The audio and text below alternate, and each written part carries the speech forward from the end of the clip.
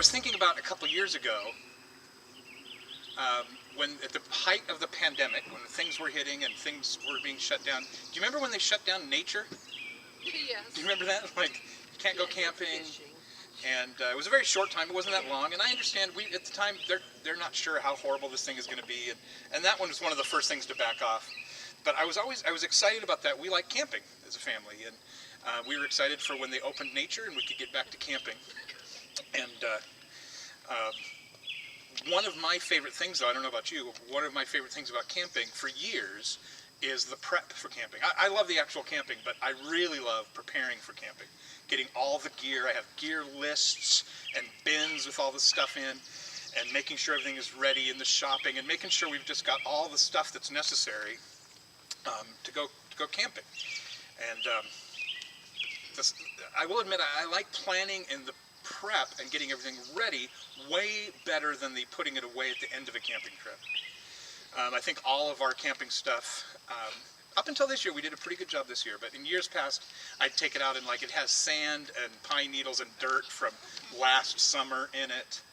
And because my whole goal when we get home is just to get in the house and take a shower and lay down in air conditioning.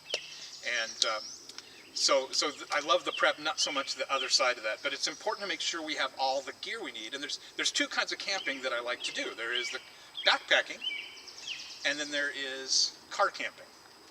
And they have a different gear list. Not sure if you're aware of that. So car camping, you can take everything.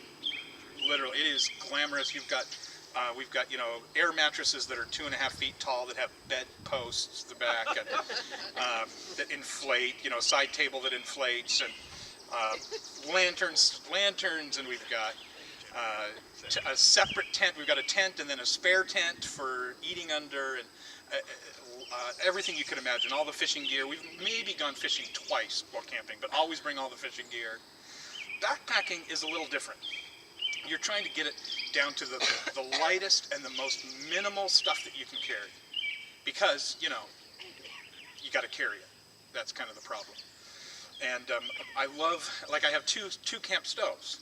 I have the big Coleman stove we take when it's all of us, and then we even take the cast iron skillet in the car camping. When I'm backpacking, I have a stove that is one little burner. It has a fuel tank about that big and one aluminum cup that we cook. You make your coffee and then spit that out and put chili in it, and then make tea the next morning. It's a little odd, but it's very different in what you have to carry. I remember when I was a youth pastor. Did I just get hit with a bug? The outdoors. When I was a youth pastor, I was taking our youth group backpacking, and I loved it, because we had about 15 guys, and about 3 had actually gone backpacking. And so when we got there, one of the first things we did is everyone brought all their gear, and again, not to mock, they had no idea. They'd only done camping like with car. And so some of the gear they bought was crazy, an air mattress. Well, you're not going to take an air mattress, you can bring a pad. So I had them put all the gear on the lawn out front of the church, and then we started dividing, okay, put this back in your car, put this back in your car, we'll take this. Two of my favorite moments were, though, so then we had to pack a bunch of stuff, some of the food and some communal gear that we put in one corner.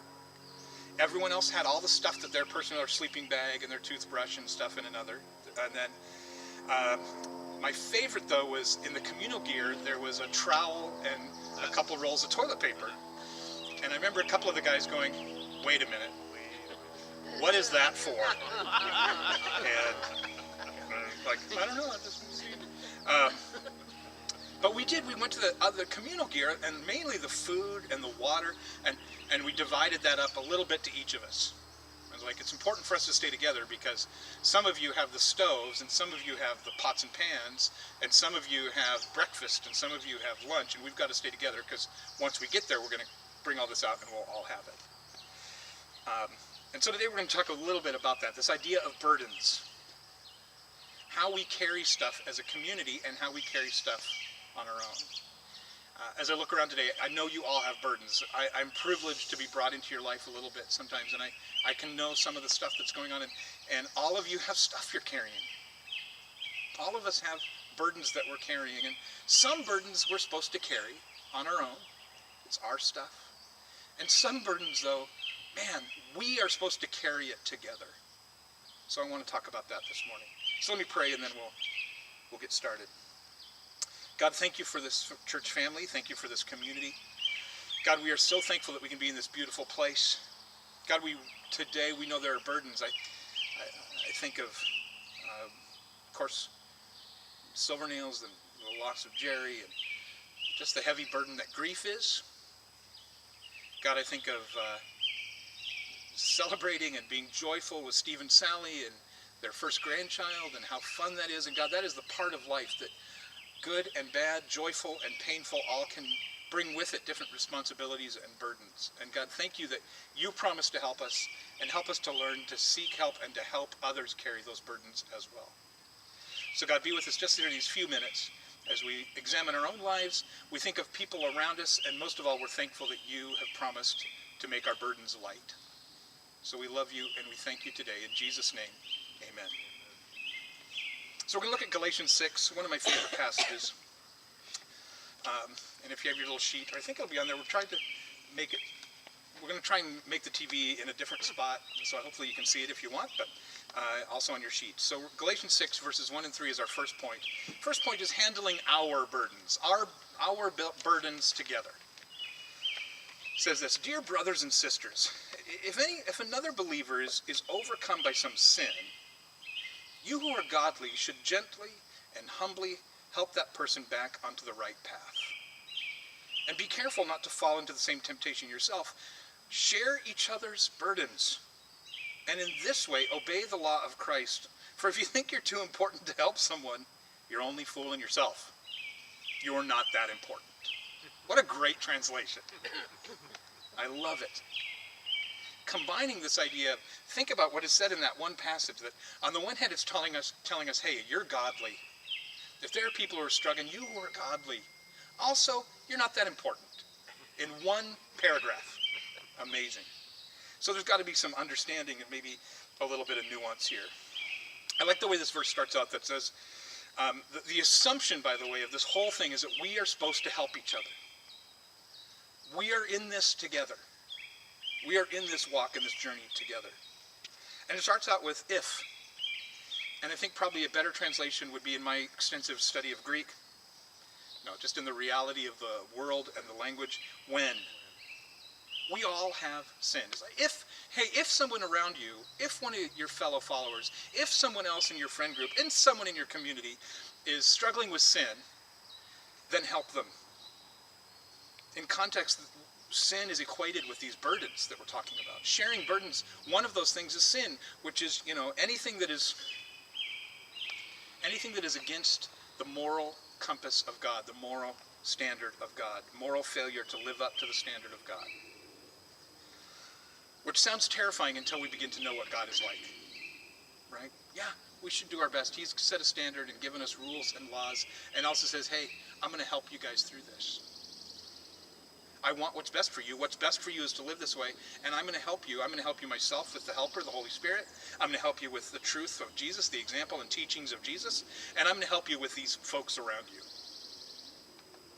So these burdens can be sin or some other burdens, anything that weighs us down, anything that is heavy. Temptations, triggers, sin, failures, testing, trial, all these things that weigh us down. Also, I think, I don't want to make a huge list here, but maybe some of these resonate with you. Maybe it's fear is your burden, anxiety, or grief right now. I know grief is something that is burdensome. Maybe it's poverty, maybe it's illness, maybe it's unfulfillment, maybe it's discontent, things that push us when in crisis to tempt us to venture out on our own without following the way of Jesus. When we feel pain, when we feel that discomfort, when we're put under stress, and rather things that tempt us to pursue how we want to fix it or pursue relief other than pursuing the relief and the way of Jesus is a burden. And we're supposed to help each other. I love this. Those who are godly. That's a loaded word, right?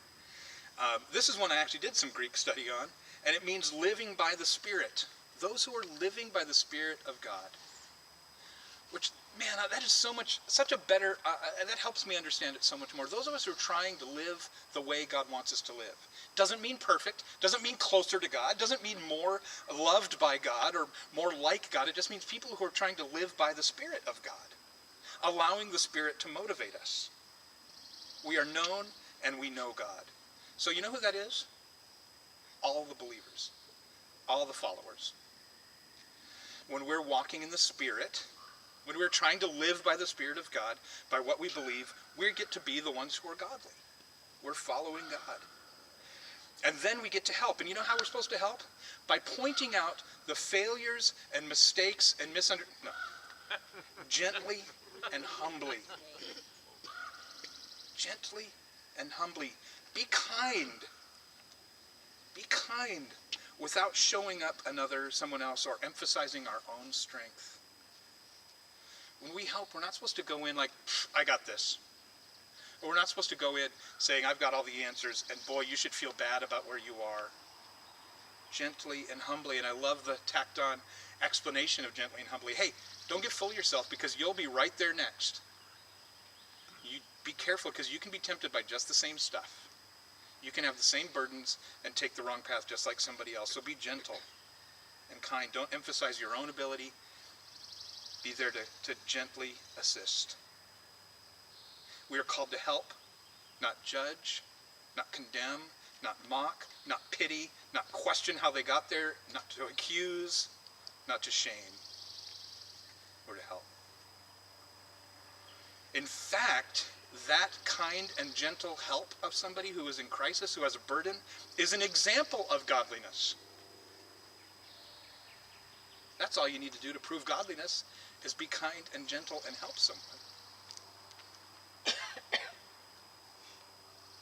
Sharing their load. When the temptations oppress or life depresses somebody, we're supposed to step in and assist. One person I read said this: Paul deliberately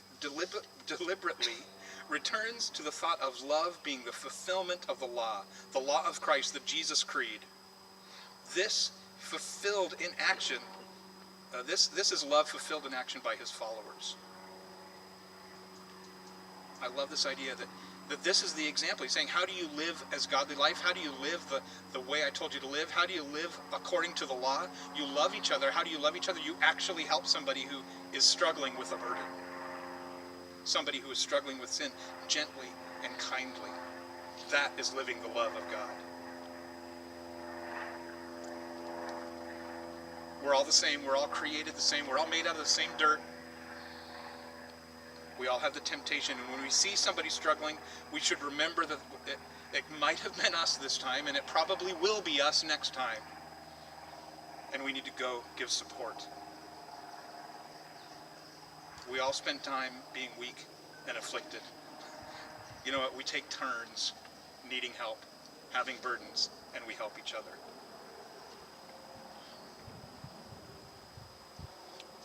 I like this idea too that we're supposed to be on the lookout. We need to keep an eye out for those who are in trouble, those who need help, those who are carrying a heavy load. Instead of standing off in the distance and criticizing when we see somebody struggling, we rush to the side of somebody who is in distress and help them and assist them. We need to rush toward people who are struggling rather than standing back and evaluating. Andy and I were talking this morning about what a great job it would be to be a consultant. Oh, what a sweet gig. To not have to come up with new ideas, just to walk in and criticize what's going on. What a fantastic job. Right? I know that. If you're a consultant, I'm sorry. Right. But we need to be people who rush in. How do we do that? We need to be, also before we get to how we do it, just this side, we need to also be people who are willing to ask for help when our burden is too heavy. I've been backpacking when I had a pack that was too heavy. And it is a little difficult, but it's important at times to say, you know what? I need some help. Can you carry this? There's some reasons we don't ask for help, I'll be honest. Sometimes the burden that we're given sometimes is too big for anybody to carry on their own. Not just you, not just me, but any human. Sometimes the burden of grief, or the burden of illness, or the burden of finance, or the burden of shame is too much for anybody to carry on their own. We need each other. Sometimes we don't ask for help because we think it's too big for anyone, and we think that by rather than sharing the burden, we're just giving our burden to somebody else. No, we're supposed to share it. Sometimes we think our burden is too small and embarrassing, and I should be able to carry it, but I just can't. I see a lot of that. I hear a lot of that in my office or over coffee. Like, I should be able to do this and I just can't. And you know what? No, that is okay. If you just can't, you can't. It doesn't matter what the burden is. Let's share it. You're allowing somebody else to be kind and gentle and godly when we ask for help and share our burdens, share our struggles, share our sins even. Sometimes we're afraid of the response. I got to admit, that's me most of the time. Often when I have a weakness, when I have a burden, I'm afraid of the response that I'll hear, you should have done it differently or you wouldn't end up here. I'll help you, but let's figure out what you did wrong. There might be time for that when the burden is relieved. Sometimes we're like, people will help me, but they're going to resent me for it. Sometimes the response we're afraid of is just no. Hey, can you give me a hand? Nope. Sometimes we know that there will be a required payment. Maybe not cash, but down the line, we know that if we ask for help now, someone is going to expect something from us later. And sometimes we just think, I can't ask for help. Everybody has their own burdens. Everyone has their own sin. Everyone has their own struggle. Everyone has their own depression. Everyone has their own insecurity. But the reality is that's why we should be able to help. We all understand what that's like. I was also thinking of why we might not be, when someone asks, what justification or excuses we might have to not help.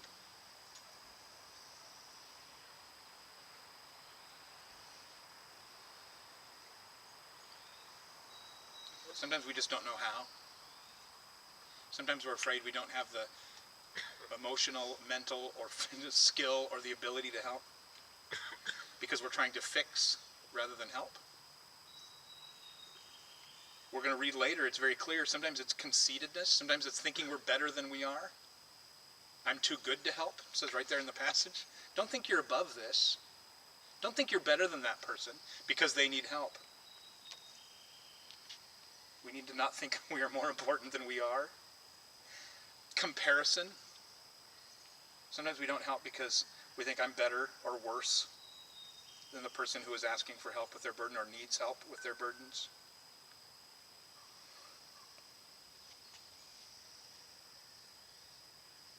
I think it's important for us to be okay with and admit there are times that we need to ask for help. We need to be willing to let somebody help us if they see that we're in need, and we need to be people who rush to aid somebody with their heavy burdens. Many burdens in this life were never intended to be carried on our own. Whether it's sin or whether it's a circumstance, we need each other. And that's why God gave the church. That's why God gave people. That's why God gave us this family.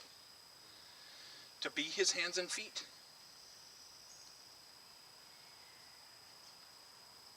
Practically, how do we do this? Just some thoughts. Just some dumb thoughts. Not dumb thoughts, I think they're good things. One is sometimes it's accountability, especially if we're talking about sin. Sometimes it's saying, hey, let's work on this together. Let's talk about it. Let's figure out some strategies. I'll be in the trenches with you. That means to work with somebody, not work over them. You're not their supervisor. To be shoulder to shoulder. Maybe it means actively doing something, giving a ride to somebody if they need it, if they're burdened, giving childcare, take them to a 12-step meeting or bring them to church. A lot of it is just listening, just being there, being an advocate for them where they need help. Sometimes it's giving advice, but I'm going to give a caution. Way less often than we would like. Being a consultant in someone's life is way easier than being a worker helping share their burden. But it's easier. I thought of all sorts of times when people give advice rather than help. Maybe a migraine. I used to have migraines. And I know people were well-meaning and lovely, but they would send me articles. They would send me ideas or things they saw. struggling with weight, financial issues, raising children. All of these are things that we're tempted to give advice without being asked, right? So I think it's important that when somebody, be careful, build a friendship, make sure you understand. And here's the biggest way to give advice. Be quiet and listen. Be quiet and listen when somebody's telling you their issue, telling you their burden, and believe what they're saying. Don't assume you know better about their life than they do. Like, well, that doesn't really hurt, right? Don't assume you know better, or that they're making it up, or that they have some motive. And then they may say, hey, this is what I need, and here's a tough one. This is something really to lock in. If they say, hey, I really need this, this is the help I need, maybe start with doing that thing. It's tempting sometimes to go, what you really need. And I understand, of course, there's always variations, there's always nuance. But listen and believe people and help them. When we're helping people practically, don't demand or expect a particular response. Don't demand gratitude or immediate change of behavior. They may be embarrassed. They may be snappish. They may be silent. They may not even know how to respond to someone being nice to them. It's hard to be complimented. It's hard to be helped sometimes, isn't it? It's hard to be the helper or the helpee rather than the helper sometimes. Because no one wants pity. We want to help in a way that highlights any, we don't want to highlight a perceived failure. We want to highlight the actual help. We want to actually share the burden. I read this morning a teacher was saying that they were so excited because they had decided all year long to save up so that they could personally pay for the end of the year party for their kids. And announced this, and they were doing this party. He said one of the parents came up, gave her $100 and said, I know you really can't afford this, so here's some money. And she was just crushed. Now, I think the parent was trying to help. I think they were definitely trying to be a good person. And the teacher said that I get what they're doing, but it was such a backhanded, hurtful way to help. And I was thinking, what could have been an alternative? Maybe it would be to say, hey, this is so great that you're doing. Is there any way I can help? Can I help pay for it? Can I help clean up afterward? Can I bring cupcake? Like any other way than saying, I know you're just really struggling. I know you fail a lot. So let me see if I can help you.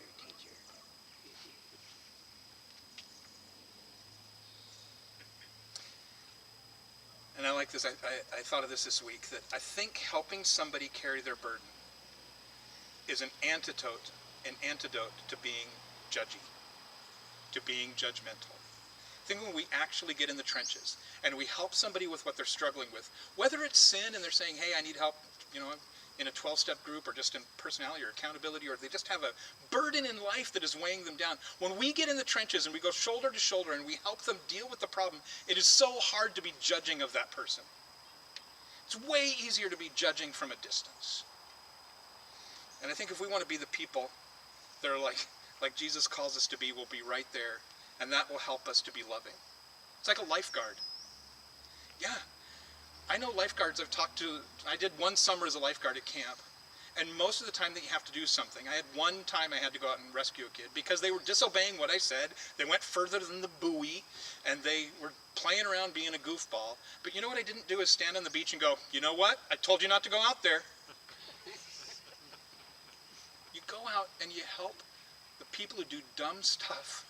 They bring them back. They care for them. They wrap them up. They give them a drink of water. They comfort them.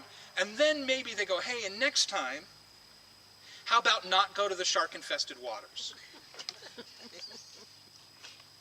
That's who we need to be like. Let's help and comfort and love and show the love of Jesus to people as we help carry those burdens that, again, God knew were going to be too much for us on our own.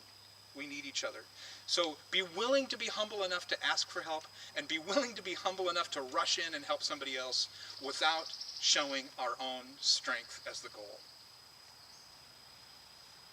But I love this passage because then it goes to this second part. But hey, I got my own stuff. And there is some stuff that we're supposed to carry on our own. There's some stuff we're supposed to be able to do our part. Part of doing my part is doing my part. Galatians 6, 4 and 5. Pay careful attention to your own work, for then you will get the satisfaction of a job well done, and you won't need to compare yourself to anyone else. For we are all responsible for our own conduct. Some translations say we're all responsible for our own burden. Our own stuff we're supposed to do in life.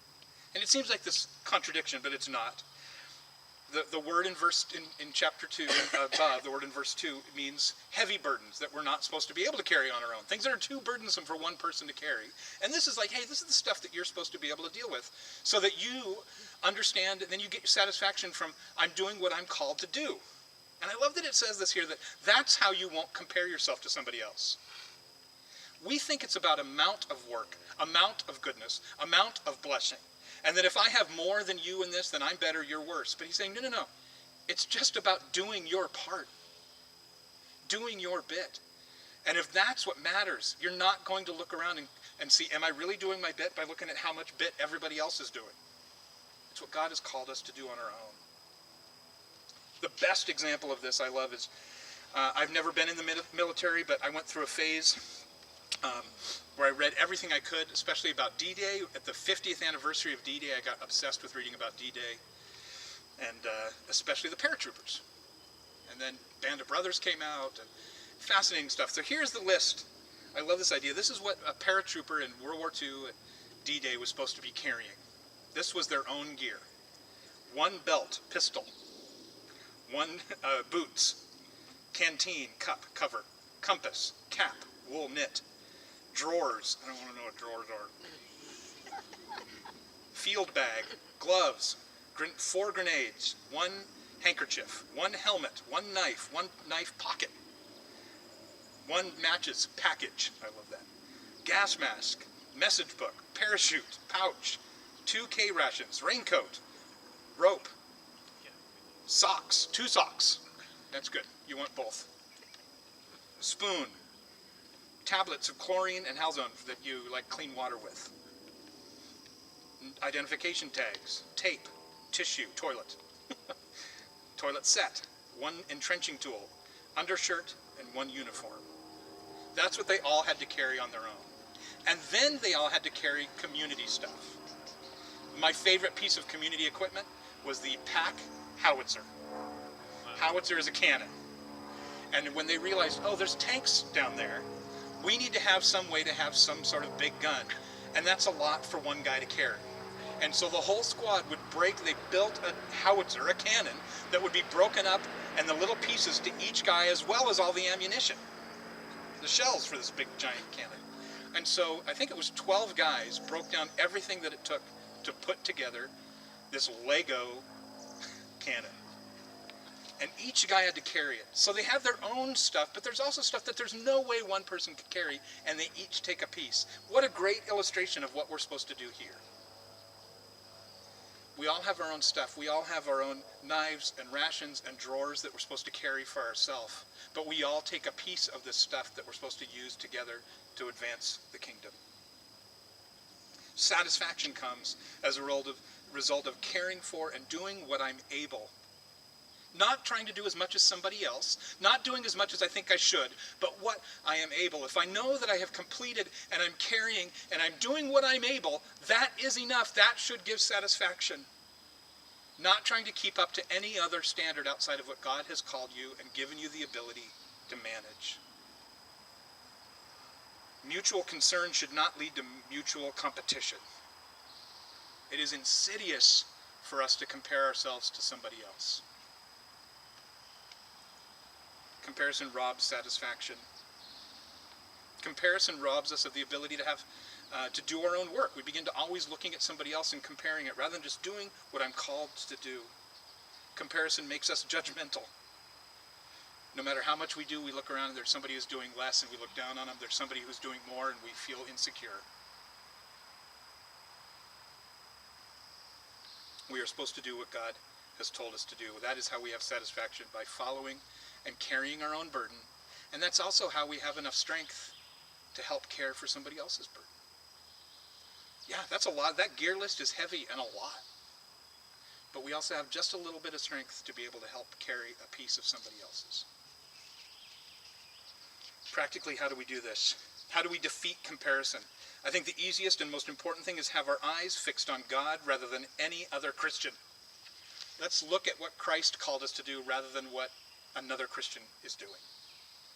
Let's focus on our relationship and our understanding of who Jesus is, what he taught, and what his example.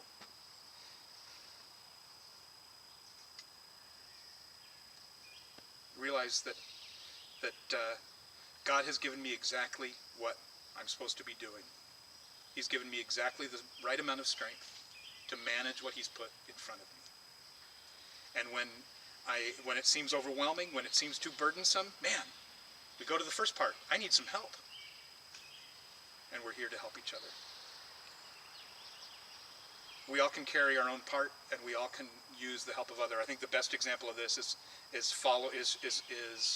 evangelism, or sharing the good news of Jesus. There are people I can relate to that you may relate to people differently. There's somebody you may be able to make friends with that I'm not going to have any connection with. So I'm going to do my work of sharing the love of Jesus with people, and you're going to do your work of sharing the love of people, and we together will share it with everyone in our circle of friends and with our abilities and our personalities. I think, though, the main thing we need to understand is we need to look at God. God helps us get through this. Our relationship with Jesus is what helps us actually be sustained. We're supposed to help each other. We're supposed to carry our own burden. And of course, the best example of all of this comes from the Lord of the Rings. Shocking. At the very end, Frodo has been carrying this burden, the ring, and it is literally praying and destroying his mind and his will, becoming heavy. He can't carry it, and he's climbing up the mountain to throw it away and be destroyed and destroy the evil, and he just can't do it anymore. But he loves it. It's too insidious, and he can't give it away. And Sam says, well, if I can't carry the ring for you, but I can carry you. And he picks him up, puts him on his back, and trudges the rest of the way up that mountain. I think this is what God has called us to be like. We may not be able to come in and take over and fix someone's problems. We may not have the skills or the resources or the ability, but we certainly can hold each other up. Whether that's just sitting with somebody and being quiet, whether that's just listening, or something tangible.